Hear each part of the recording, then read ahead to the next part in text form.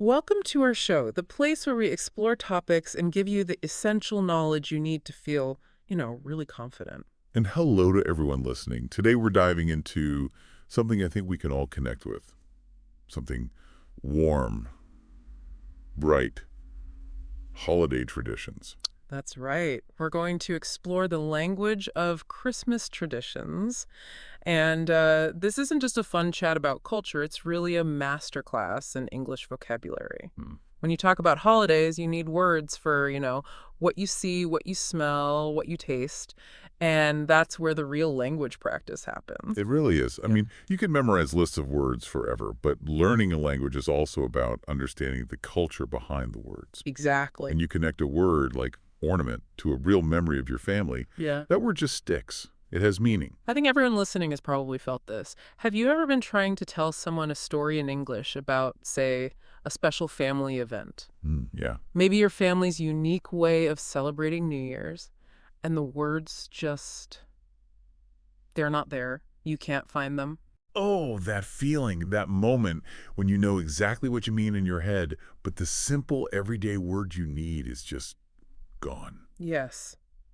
Imagine trying to tell a friend about the huge meal your family makes, but you forget the simple phrase for, like, making food for a lot of people. Right, or you just say you feel happy, but you want a word that means excited and can't wait. We want to give you those words, the ones that make your stories feel real. So today, our mission is to give you that vocabulary and the confidence to use it. So that's our goal for this show. We're exploring how people celebrate Christmas. We're going to focus on the phrases you need to share your own traditions.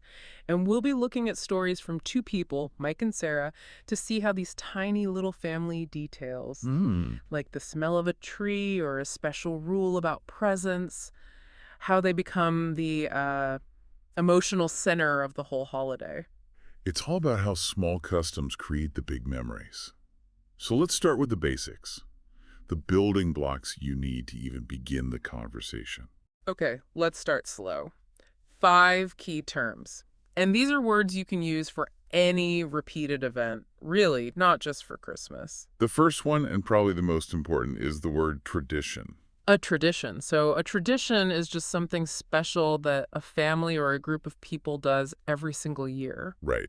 Usually around the same time. It's like a special custom that gets passed from, say, grandparents to parents and then to their children. So, the key is that it's repeated That's over and over. exactly. That consistency is what makes it a tradition. If your family does something special every year on the same day, that's a tradition. It sort of connects the family through time. Okay, like in Mike's family, the youngest grandchild always puts the star on top of the Christmas tree. Yes. That specific repeated action, that makes it a tradition. It's a moment of continuity. Got it.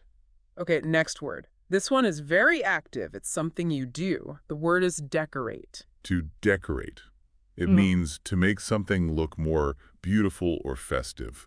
You do this by adding special things to it. Like lights or colors, ribbons. You're making a space look better for a celebration. And you can use this word for lots of things. You decorate a cake with frosting. You decorate your room for a party. And for Christmas, we decorate our homes and, most importantly, the tree. Which brings us perfectly to our third word, a noun. Ornament. Ornaments! These are those small, beautiful objects you hang on the Christmas tree. Right, they could be shiny glass balls or stars or little angels. All those little things you hang on the branches. And this is where it gets interesting. The sources we looked at pointed out that ornaments are, well, they're much more than just pretty things. They often hold special memories. They really do, Yeah. because people keep them for years, sometimes for decades. Mm. They get passed down from grandparents. So when you take them out of the box each year, It's like you're unpacking little pieces of your family's history. Hanging a specific ornament can bring back a really powerful memory of, the person who gave it to you or the year you first got it. They're like little containers for nostalgia. I never really thought of it that way. It makes decorating the tree a much slower, more meaningful process. It does. It becomes about remembering, not just decorating. Okay, our fourth term is a phrase, and it's essential for the social part of the holidays. Get together. Get together. This just means to meet and spend time with people, usually in a relaxed, social way. Yep. During the holidays, families have big get-togethers. The phrase really describes that act of everyone coming to one place, especially if they have to travel from far away. So you could say, the whole family will get together at my parents' house. It just means everyone is meeting there. It's a very common, very useful phrase. You hear it all the time. We should get together for coffee soon. Got it. And the last one for this section is about sound. The word is carol. A carol. A carol is a special song about Christmas. They're often religious, but sometimes they're just about the joy and peace of the season. And the sources give two great examples. You have the really fun, energetic carols, like Jingle Bells. Right. The kind that makes you want to smile and feel festive. And then you have the really beautiful, slow carols like Silent Night, the ones that feel more peaceful and reflective. Exactly. And both types of music really create the atmosphere of the holidays. Okay, so we have our 5 building blocks: tradition, decorate, ornament, get together, and carol. We have our foundation. Now we can use these words to start setting the stage for the celebration. All right, let's talk about timing. In the stories we read, especially for families in the US, when does all this decorating actually start? Well, according to Mike's story, it starts right after Thanksgiving. Okay, and for our listeners who might not know, Thanksgiving in the US is the 4th Thursday in November. Exactly. So sometimes the very next day, people start decorating for Christmas. Right. Late November or the first weekend of December. It's a very clear starting point. The moment the turkey leftovers are in the fridge, the Christmas lights come out.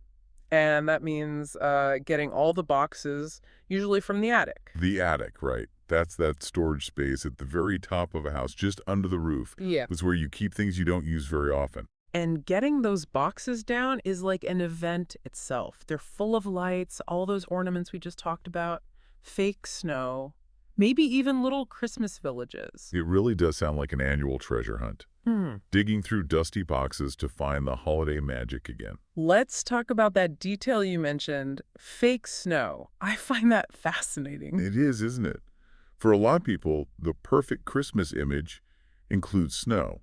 But not everyone lives where it snows. Exactly. So fake snow is this soft, white, cotton-like material. You can get it in a spray can or as a soft blanket. And people use it to create a beautiful, snowy winter look inside the house. So you see this a lot in warmer places like Florida or California. Right. It's a way to create the feeling of a snowy Christmas, even if it's warm and sunny outside. It's a fantasy. Of course, you only need the fantasy if you don't have the real thing. Some people are lucky enough to get a white Christmas. A white Christmas. That's when you have real, actual snow on the ground on December 25th. And if the snow is good for packing. You can go outside and build a snowman. The classic kind. 3 big balls of snow stacked up. Maybe some little stones for the eyes. A carrot for the nose. Definitely a carrot for the nose. And a warm scarf around its neck. It's the perfect winter picture. It really is. But the absolute center of all this decorating is, of course, the Christmas tree. And here, the sources show a really interesting choice people make. The choice between a real tree and an artificial one. Let's start with the real tree. Sarah's family does this, and for them, it's not just buying a tree, it's a whole adventure. It is. In early December, they all go to a Christmas tree farm. And we should be clear, this isn't just a random forest. No, a tree farm is a place where they specifically grow trees like pine and fir trees, just to be sold for Christmas. It's a planned experience. And Sarah's family is very hands-on. They walk through the rows of trees, find the perfect one, and then her dad actually cuts it down himself with a saw. It sounds like a lot of work. They have to tie it to the roof of the car and drive it home carefully. It is a lot of work, but the reward is immediate. And it's all about the senses. It's the smell. The sources really emphasize that strong, fresh smell of pine that fills the whole house. Right, that scent.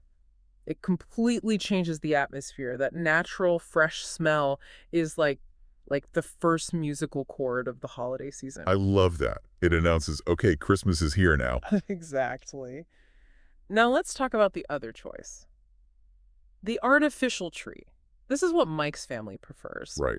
And artificial trees, which are made of plastic and metal, are all about a different set of values. For Mike, it's about convenience. You buy it once, you use it every single year. Yep, no driving to a farm, no cutting, no tying it to your car. You just assemble the pieces from a box. And a really big point, they're clean. Very clean.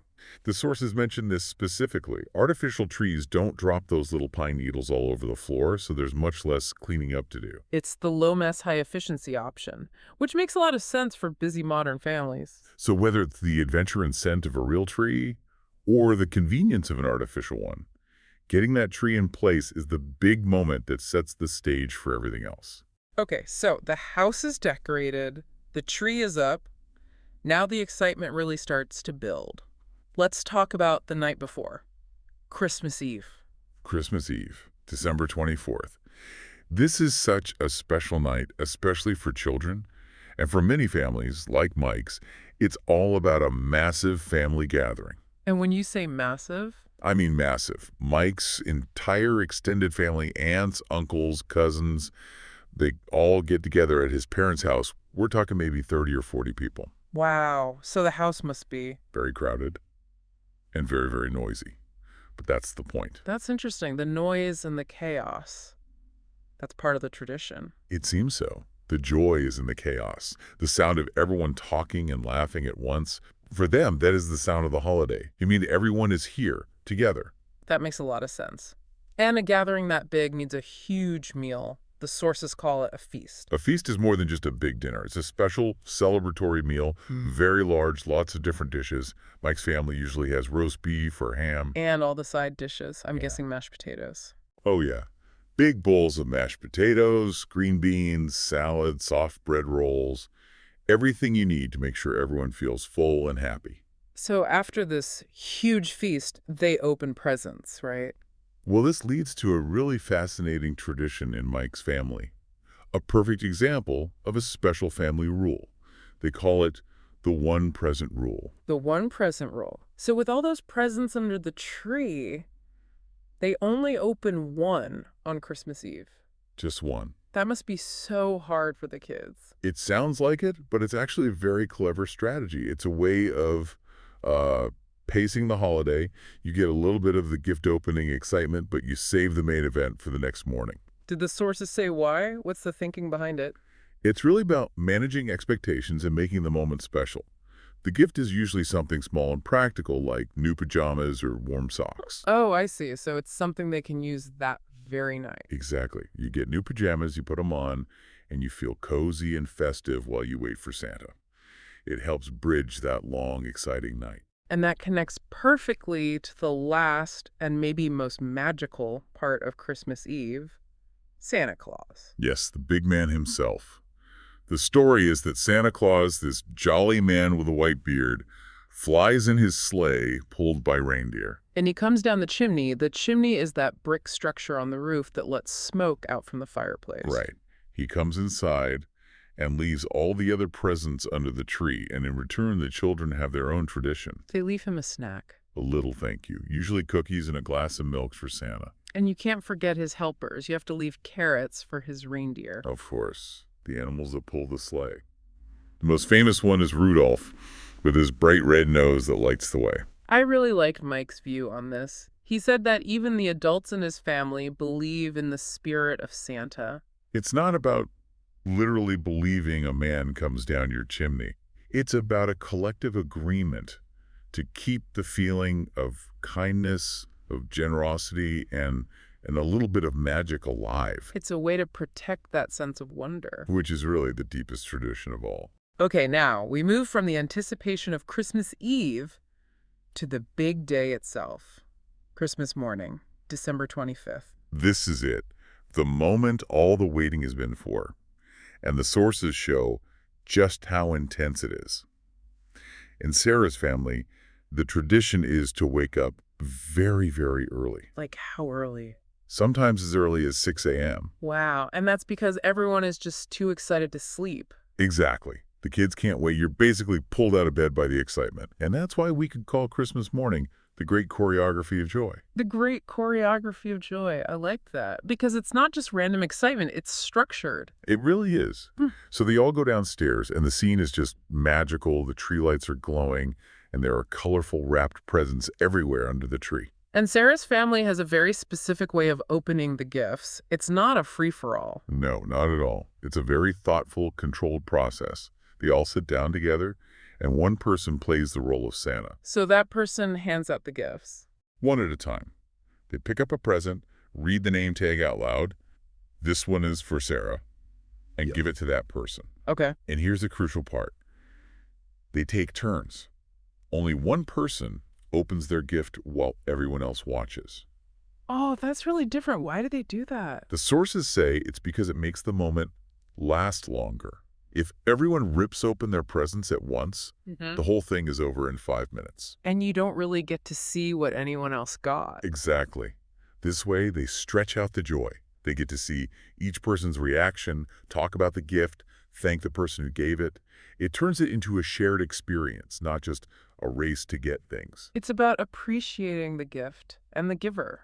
That's a really thoughtful tradition. And to make this early, cold morning even cozier, Sarah's dad has his own tradition. He always makes hot chocolate for everyone. Of course, a warm, sweet, chocolatey drink. And I bet it has marshmallows on top. It has to have marshmallows on top.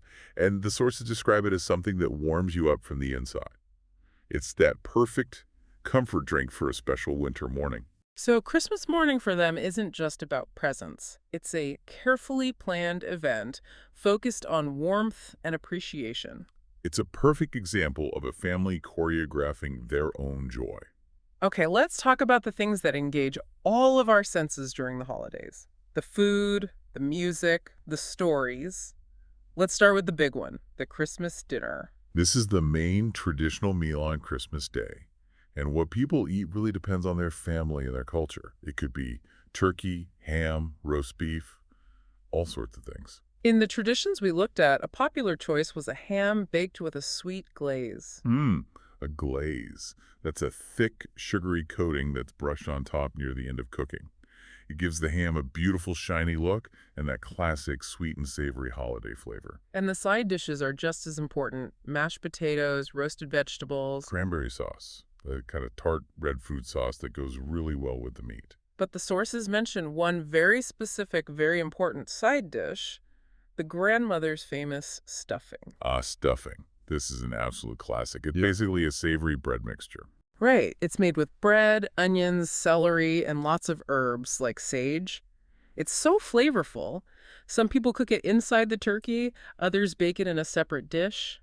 But for many families, the meal is just not complete without it. And then there's dessert. The sources mentioned a few. First, the very traditional Christmas pudding. Which is a very dense, dark cake made with dried fruits and spices. It's a very old tradition. And for something a little more common in the U.S., you have pies, specifically pumpkin pie and apple pie. And the only correct way to eat warm apple pie is with a scoop of cold vanilla ice cream melting on top. Absolutely. The combination of warm and cold is perfect. Now, let's move from taste to sound. Music and carols. In Sarah's family, this is a huge deal. Her mom plays Christmas music all the time, for the entire month of December. It's in the background of their lives. It's like the soundtrack for the month. It is. And we talked about the different kinds of carols, the peaceful ones like O Holy Night and fun ones like Jingle Bells.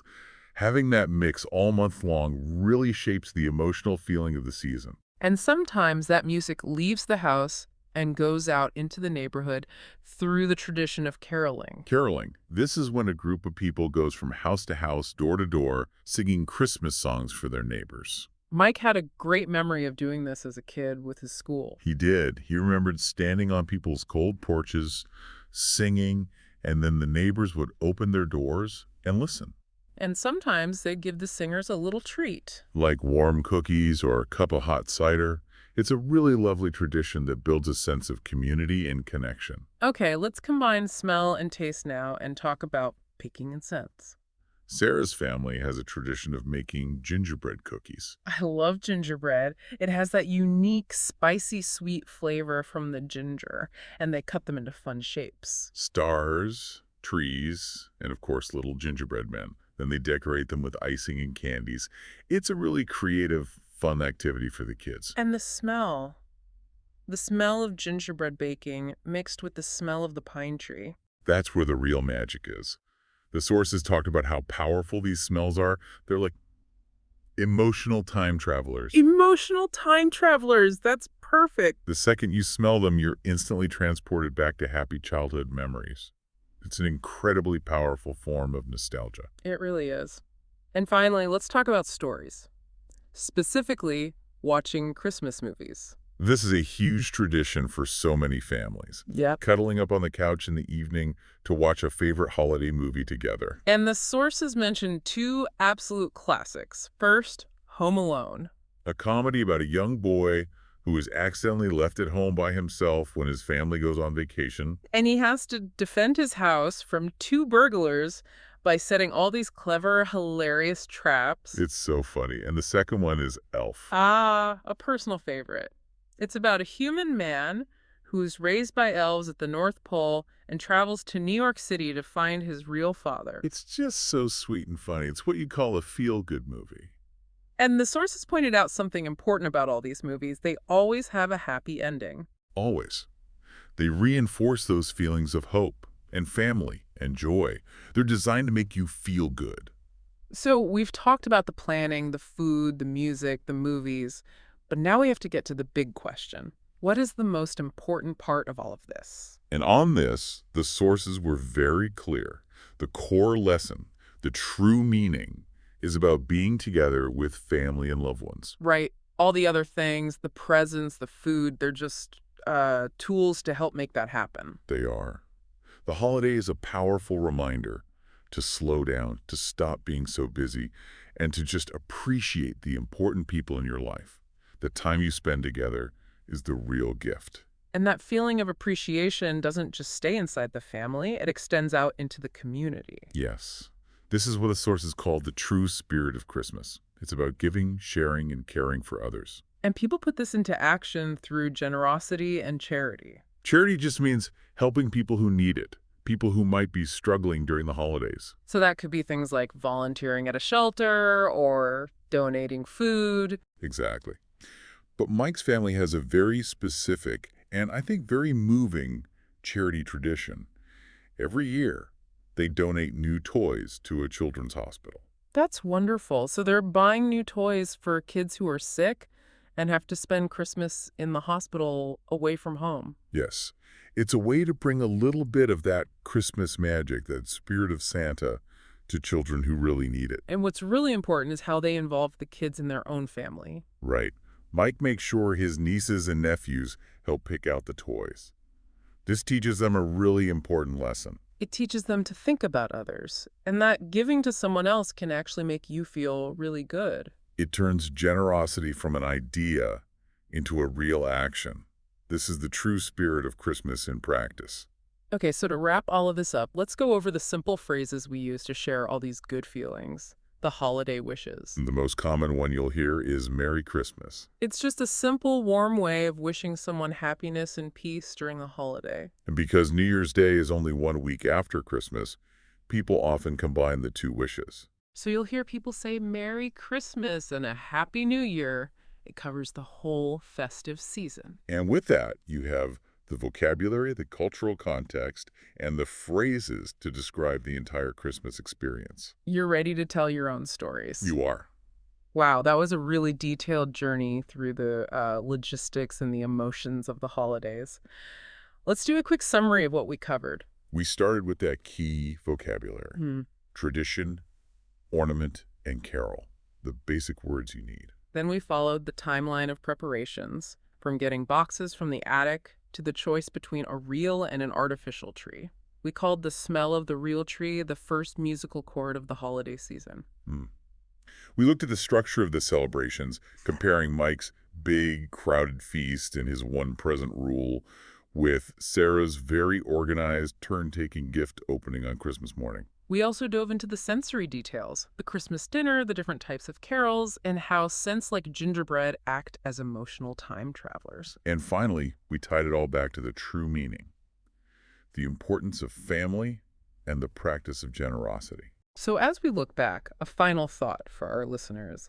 We focus on all these very specific little choices, the hot chocolate, the stuffing recipe, the one present rule. What should you be thinking about now? Well, we learned that these customs are unique to each family. So here's a thought for you to consider. Think about how these small traditions, the specific food you eat or a song you always sing, how they tell a story about your family's history or your country's culture. So it's like being a cultural detective, asking why this food or why this song. Exactly. It turns language learning into cultural exploration. It's a much deeper way to learn. That's a fantastic thought. Okay, before you go, we have a challenge for you, our listeners. This is how you make today's lesson really stick. We want you to use the new vocabulary you learned. So, what is the one word or lesson you learned today that you found most interesting? Please write it in the comments below. And we would love for you to tell us about one Christmas tradition from your country or your family. You can use the phrases we learned today. Something like, in my family, we have a tradition of, or my favorite tradition is when we get together too. And please, don't worry about making mistakes. The most important thing is just to practice. We read all of your comments. Thank you so much for joining us for this look at holiday English. We wish all of you a wonderful and safe holiday season. Keep practicing and keep sharing your stories. Yes, Merry Christmas and Happy New Year to everyone, and we'll see you next time. Goodbye, everyone. Happy learning.